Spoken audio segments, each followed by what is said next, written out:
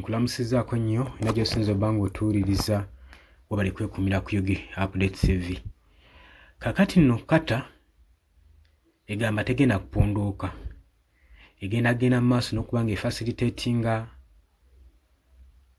mediation zino ezigenda mu maaso enteeseganya wakati wa Democratic Republic of Congo Government okuva mu Kinshasa ssaako n'abayeekera ba M23 okuva mu kibuga Goma. Bagenda kugenda maaso n'okufujjirira enteeseganya okulaba nga bano ababiri batuuka ku kukkaanya okw'emirembe bannansi b'eggwanga eryo basobole okuddamu okweyagala. Jjukira enfunda eziwera kati abadde nga mediator agenda mu maaso n'okufacilitatinga peaceful talks zino. Kaakati kye bakola bayita abakungu okuva eri mu M23 movement abayeekera ssaako ne mu gavumenti ya Democratic Republic of Congo okuva mu Kinshasa ne basobola okuba nga bateeseganya engeri bayinza okudissolvingamu conflicts ezigenda mu maaso mu Democratic Republic of Congo. Naye ebyewuunyisa bye bino. Oli ku Yugi Updates TV gwampuliriza watannatweyungako nja kusaba kirya wansi waliwo ekigambo subscribe kikooneko ojja kuba ng'osobola bulungi nnyo otweyungako. Abali emitala w'amayanja mu diaspora mbatumiddeko nnyo sibeerabidde kubanga mmwe empagi ez'amaanyi eziwaniridde amayengo ga Yugi Updates TV okulaba ng'eddoboozi lisobola okuba nga lirinkinga ku mwenna mwenna. Kaakati nga bwe nkugambye nti kata yo yeewaddeyo okuva mu kibuga Doha babeere nga bafujjirira oba nga bafacilitatinga entuula ezinaabeerawo, buli ntuula ezinaagenda mu maaso ezinaaleeta emirembe mu DRC mu kibuga Doha. Newankubadde ekyewuunyisa nti baakatuula enfunda eziwera nga tewali kigguka. Okusinziira ne ku agreement endagaano gye baakola mu ng'ennaku z'omwezi 19 tujjukira bulungi nnyo omwezi ogutandika omwaka guno gwa July 2025 gye baakola. Balina bye bakkaanyako okuteeka mu nkola newankubadde tebyatuukirizibwa. Tulabye enfunda eziwerako nga kata bategeka samiti enteeseganya ez'emirembe naye ku ssaawa envanyuma ng'ebula olunaku lumu weeruti samiti zituuke abayeekera ba M23 ne batalabikako ne bagamba bo tebaakitegeerako.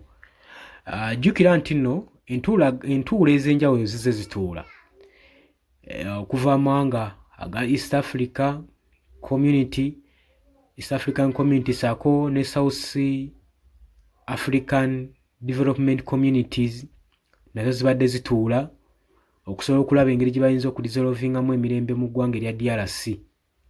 Wabula abayeekera ba M23 movement bo babagamba kye muba mumanya decision zonna ze mukola nga muzikoledde wamu ne gavumenti ya DRC etula mu Kinshasa, ffe nga tetuli involved, ebyo byammwe mwerimba muli ku byammwe temwerimba nti muyinza otuteeseza nga ffe tetuliiwo.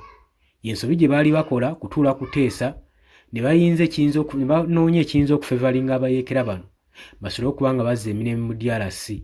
Naye empawo we baalinga abayiwa amazzi ku ensaano ku mazzi olw'ensonga nti baagamba abayeekera bano nti byonna bye mukola mu bikole naye samiti ne meetings ezituulibwa dialogues zonna ezikolebwa nga tetuliimu zijja kuba tezibalibwa ku sayidi yaffe, mujja kuba mufuuyira ndiga mulere. Kakati kata kwe kuvaayo neeteekamu omusimbi neekola nga mediator. Jjukira nti nno nga kata tennajjawo waaliwo okuva mu Angola waliwo olutuula summit meeting eyaliyo teyazaala bibala kubanga abayeekera bano tebaalabikako. Oluvannyuma lw'okugirangirira wiikisi 2 nnamba abayeekera bano ne batatuula mu summit meeting. Waliwo summit eyatuula mu kibuga Dar es Salaam mu Tanzania, eyo nayo teyavaamu kabala kubanga ababiri bano tekuli yalabikako. Felix Tshisekedi teyalabikako, omukulembeze w'eggwanga lino erya DRC, saako n'abayeekera bennyini tebaalabikako newankubadde abakungu okuva mawanga ag'enjawulo n'abakulembeze baakiika ne batuula balabe nga basalira wamu amagezi okuzza emirembe mu DRC kuba olutalo lwali lutabuse nga abayeekera beefudde kirala nga bagenda mu maaso n'okuwamba buli ka territory na buli kaalo akaali kaliraanyeewo.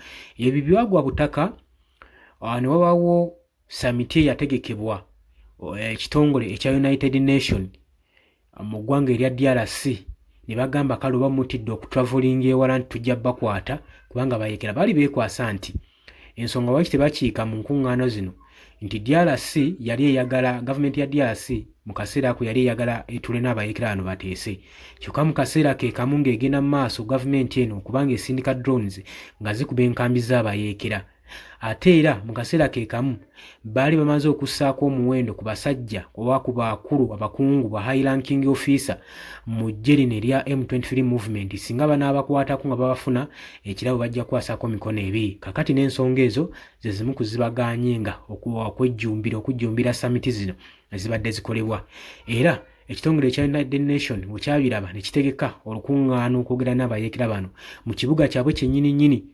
ekya Goma kibaali bawambye naye kyewuunyisa abayeekera bano tebaalabikako oba okitegeera.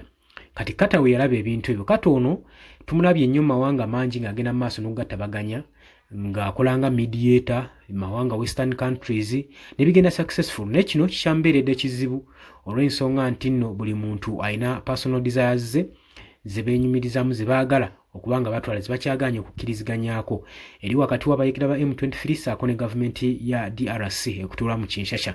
Kakati mu kibuga Duka Kata yagambye egenda kukola nga mediator oluvannyuma lwa samiti okutuula zonna nga ziganye yo yavaayo negamba negenda kubanga ebatabaganya era n'etandika bateekamu omusimbi basobole okubeera nga bakokomekereza luno olutalo. Kakati agambye egenda kukola buli kintu ekisoboka era ne gavumenti ya DRC egambye eyaniriza buli ntuula na buli nteeseganya eziyinza okuzza emirembe mu DRC.